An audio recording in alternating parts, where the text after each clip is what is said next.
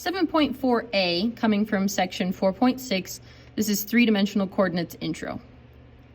Warm up, find the following lengths, PA and PB. So PA would be that length, PB would be that length, and recall when you're trying to find the length given a coordinate grid, you use the distance formula.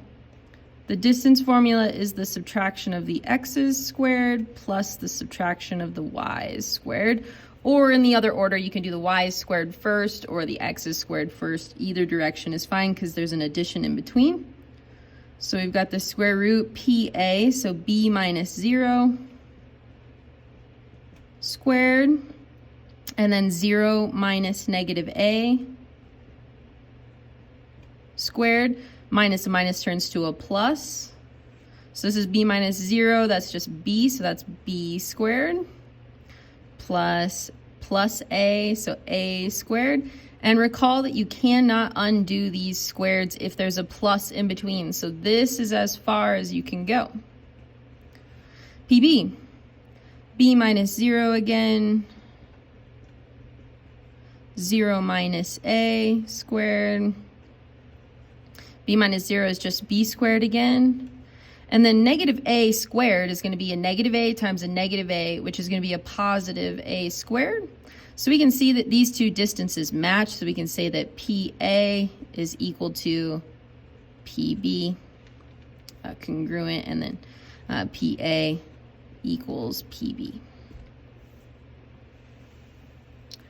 Now prove that the quadrilateral connecting the consecutive midpoints, I'm going to underline midpoints, of a rectangle is a rhombus. So they're telling us that this is a rectangle, and we'd like to prove that connecting these midpoints makes a rhombus.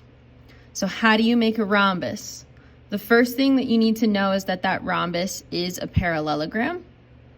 And then once that parallelogram is in existence, then you need to show that it's equilateral. So a rhombus is an equilateral parallelogram.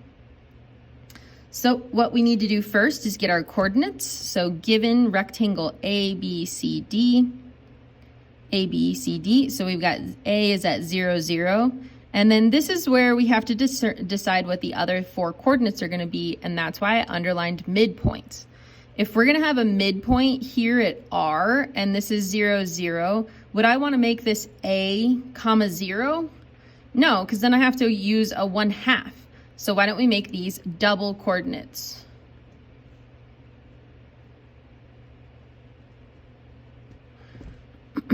So this is going to be a 2A, 0.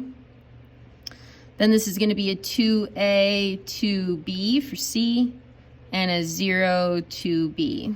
So we've got A is at 0, 0, B is at 2A, 0, C is at 2A, 2B, and D is at 0, 2B. And we're trying to prove that our STU is a rhombus. So the cool part about this is if that's a rectangle, then this figure is already going to be a rhombus, and we don't have to, a parallelogram, and we don't have to show that. So really what we're needing to show is that it's equilateral. But the first thing that we need to do in order to show that it's equilateral is to get these midpoints. So step 1 is going to be midpoints. You don't actually have to calculate them. We can just say what they are since we use double coordinates. So R is going to be located at half of A, 0. So that's going to be A, half of 2A, 0. S is going to be at 2A, comma B. T is going to be at A, 2B. And U is going to be at 0, B. So now that you have those midpoints, you're trying to show that these lengths, all four of them, are the same side. So remember that lengths also means distance. So number 2 is to work on being a rhombus, which means it's equilateral. And equilateral is shown using distance, because recall that distance is also length. And we're going to show that to show congruent lengths. So let's start with the length of RS. So we're going to do this length first, RS. Y minus Y or X minus X. So you just have to decide, let's go this direction, B minus 0, 2A minus 0, or I'm sorry, 2A minus A. So that's going to be B squared. 2A minus A is a single A squared. All right, next, let's do ST. ST, so we can go, how about, it doesn't really matter, we're going to have a negative somewhere, but it's okay. So let's do the 2B minus B. And then A minus 2A. 2B minus B is a single B squared. A minus 2A is negative A, but remember negative A squared is just a positive A squared. So far so good, they're matching. So then let's do TU. TU, let's do 2B minus B. And A minus 0. 2B minus B is a B squared and the A squared. Good, we're almost done. And UR. So let's do B minus 0 and A minus, or 0 minus A.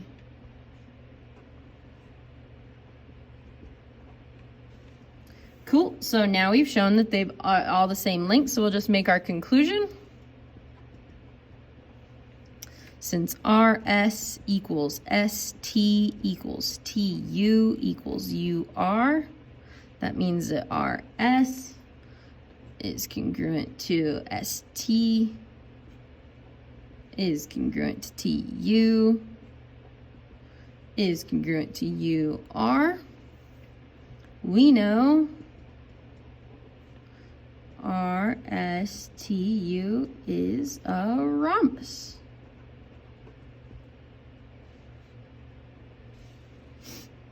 Cool. Let's summarize all the things that you could show on a coordinate grid. The two different ways that you normally will go are either use, well, there's actually three different options that you usually need, is either midpoints, slopes, or distances. Remember, distances stand for length. So if you're trying to show something about congruent, then you're going to use distances. So what would you need to show algebraically to prove something is parallel or perpendicular? Well, in this case, you would need to use slopes to either show parallel, the same slope, or perpendicular, negative reciprocal. All right, how about parallelogram? Parallelogram has a couple of choices. Recall there were 5 different ways to show something was a parallelogram, but most of them, if you're going to show it on a coordinate grid, are either having to do with parallel or it's having to do with congruent sides. So you can use slopes or distances. You could choose either or. If you're trying to show a rhombuses, you just need to show distances because it's equilateral. Rectangle, to become a rectangle, you really only need to know about that one right angle is the most efficient way to get there. You could use distances to show the opposite sides are congruent, but it's easier to go down the slope road, so I would say slopes. If you're trying to show a square, remember that has all of the special features, so you're going to have to show that it's not only equilateral, but also equiangular. So you need equilateral with distances. And then also, I should say, and slopes. You need both.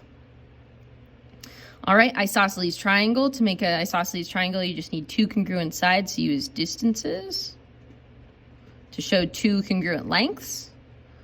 And then for a perpendicular bisector, remember that picture looks like this. To get the perpendicular, you would use slope. And, oops, sorry, I should do and again. And you would need to show these 2 lengths to be the same, so you would have to do 2 distances. Not a ton. On the other ones, you could list like you would need, for a rhombus, you would need 4 distances. All right, and then finally to what we're actually talking about today, which is 4.6 coordinates in 3 dimensions. We're going to compare 2-dimensional and 3-dimensional right next to each other. 2-dimensional is what you're most familiar with. It's called the Cartesian grid, where the coordinates are in quadrants, number 1, 2, 3, and 4, where this is the positive x, negative x, this is the positive y, and the negative y. And in each quadrant you can have, in this one it would be a positive and a positive, a negative and a positive, a negative and a negative, and a positive and a negative in this one. So now let's compare that to 3-dimensional. So 3-dimensional is going to add a third dimension, which we will call z, which seems reasonable since we go x, y, and then z. If you get into 4 dimensions, it's not as easy to draw, and they don't, we don't have another letter past z. So in general, we're mostly working in 3 dimensions on paper grids. So the way that you're going to draw this one is you're going to take this x and y axis and you're going to lay it down so that it like my hand here is going to be the xy plane. Instead of standing straight up and down, you're going to kind of tilt the xy axis, and it's going to become a plane that is laying down. So this is the easiest way I would think to draw it, is you kind of do your x-axis now coming at an angle where this is going to be your positive x and this is going to be your negative x. So kind of tilting it. Also, the positive is going to start coming at your body rather than being left and right. So it's a little bit different than in the past. Then your x-axis is going to come this direction. So see how it's laying down now? So this is going to be your positive y, and this is going to be your negative y. So now this is a 2-dimensional figure laying down. This is a 2-dimensional plane. And what you do is you add your third dimension going straight up and down. So this is going to be your negative z, and this is going to be your positive z. And that's, imagine that you had a piece of paper, you're stabbing a pencil directly through that piece of paper. I really, you can kind of imagine shading the XY plane as if it was an actual piece of paper, and then the Z axis is stabbing right through it. So in 3 dimensions, you now add an additional coordinate to it. So instead of just being XY, it's going to be an XY and a Z for an ordered triple. And then imagine that you want to put coordinates on each of the axes. Like say you wanted to put a coordinate point on the X axis, like directly on the X axis. If you want it on the X axis, it's going to have an X coordinate point, and each of the other two are going to be 0. If you're going to be on the Y axis, it's going to be a 0 on the X, 1 on the Y, and 0 on the Z. On the Z axis is going to be 0, 0, Z.